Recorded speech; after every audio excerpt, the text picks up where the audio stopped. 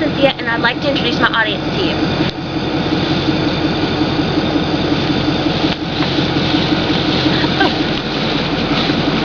I'm from Clarksville, Tennessee, and I'll be doing my speech on cheerleading.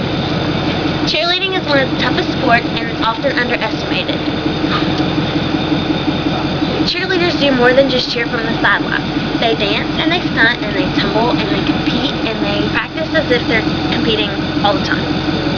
Trying out for cheerleading can be super stressful. Not only are you showing your dedication while on the mat, but you must show your dedication and enthusiasm on and off the mat while you're trying out, before and after trying out. You must stretch, always stretch before you're going to start any routine so you don't hurt any part of your body. Some stretches are toe touches, such as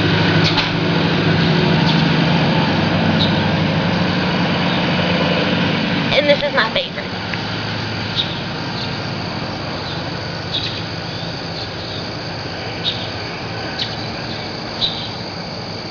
Those are just a few examples. There's a lot of different stretches that one must do. You must always show your spirit, including facial, or just be happy-go-lucky, jumping, showing spirit at games, practices, competitions, anywhere you go. Becoming a cheerleader. After trying out, you must wait for the judges to post your name on a sheet of paper if you are chosen to be on the team. As soon as the judges post the paper and you're chosen, you must meet in a specific place that's listed on the paper, such as a gym or just a meeting place. The reason why you meet is to meet your coaches. Sometimes you'll have a coach and a co-captain coach. Sometimes you will have 2, 3, maybe just one coach. It's all up to your team.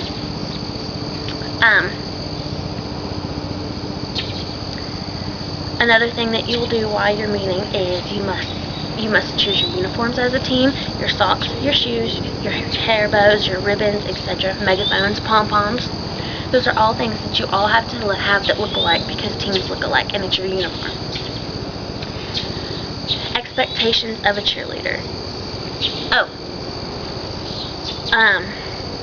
After you meet your coaches, you will learn when and where your practices will be held, and what you'll have to bring to the practices, such as pom-poms, or if you have to practice in uniforms. Sometimes you have to practice in uniforms so you get the feeling of how it will feel when you're really competing.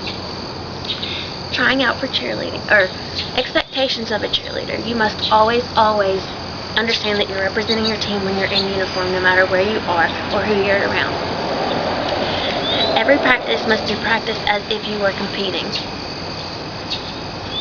And practice as if you're performing. You must always show your spirit, facials, and make sure your transitions are sharp. Also, if you are in high school and you're maintaining a C average, you can be on the team. If you get under a C, such as a D or an F, you will get a demerit and you will be off the team. Or not necessarily off, but benched on the seat while the games and practices and competitions are being held. You will not be allowed to attend them. Cheerleaders in action. You must always be at things early in time to warm up, stretch, meet up with your team, and be together as a team with your coaches. You must always walk into a game or a competition together as a team. That shows that you guys are there as a team and you work together, and there's no I in team. Cheerleaders in action. Also, when you are cheerleading, you are not the only, how do I put this, when you are cheering from the sidelines, you are what the audience looks at. Not necessarily the whole time, but if you have spirit, then the audience will have spirit. If you don't show enough spirit, then your audience won't have a fun time at the game. Games are practices, or like practices. When you are cheering at a game, you treat that as a practice for your competition, or such as a dance routine, your stunts, your tumbling, and etc. Before competitions, you must choose together as a team where to meet before you go, so that you can all arrive together. And that practice, and then once you get to the competition, you sign up and you go to wait for your team to be called. There's a building before you go that's called the warm-up room, and you will practice your routine as many times as possible before you go on. That can be stressful. Once you get out of that room, you walk down to the line, you watch the team that's in front of you. You all do a team chant, and then you yell your team chant and good luck, and pat each other's back, and then you go onto the mat to start your competition routine. I think I've pretty much said everything I can about cheerleading. Do I have any questions? Yes, what kind of career field would you have out of the cheerleading? You think you could catch on with like a pro team or something if you're good enough? Sure. Once you are not in high school anymore, you could try out to be on a professional team such as the Titans, or, well, you must go on to college first. College teams such as Assante, and then you could move on to a professional team such as Titans, but you do not get paid for it. Any more? What kind of injuries could you get if you don't properly stretch and get ready to cheer? You could tear your muscles. One time, actually, I did a back handspring as soon as I got to my practice, and I did not stretch, and I couldn't do a back handspring for a whole week after that. I couldn't move.